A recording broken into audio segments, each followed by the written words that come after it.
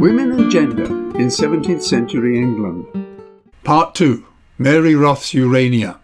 The sexual frankness of many of the writings of 17th century women is all the more remarkable when one considers that in the previous century, women, if they wrote at all, mostly wrote on religious subjects.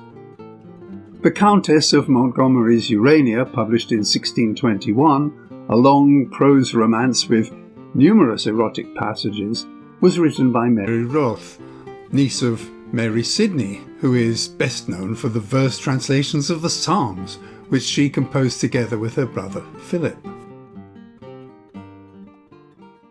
Surprisingly, there appears to have been comparatively little public reaction to the overtly sexual content of works like Urania. It was actually withdrawn from publication, but only because it was claimed to paint a libelous picture of a well-known politician and neighbour of Wroth's, not because it was considered immoral. In one of the most famous passages from Urania, the hero Parselius and his sweetheart Pamphylia come across a villain tormenting his wife, Limena. Leading her to a pillar which stood on the sand, he tied her to it by the hair, which was of great length and sun-like brightness. Then pulled he off a mantle which she wore, leaving her from the girdle upwards, all naked. Her soft, dainty white hands he fastened behind her with a cord about both wrists, in manner of a cross, as testimony of her cruellest martyrdom. When she was thus miserably bound to his unmerciful liking, with whips he was about to torment her. Of course, they rescue her from her cruel husband, but she then gives graphic details of all his other acts. Then did he command me to go with him, to my death, I hoped, when he brought me into a great wood, in the midst whereof he made a fire. Then he made me undress myself, which willingly and readily I did.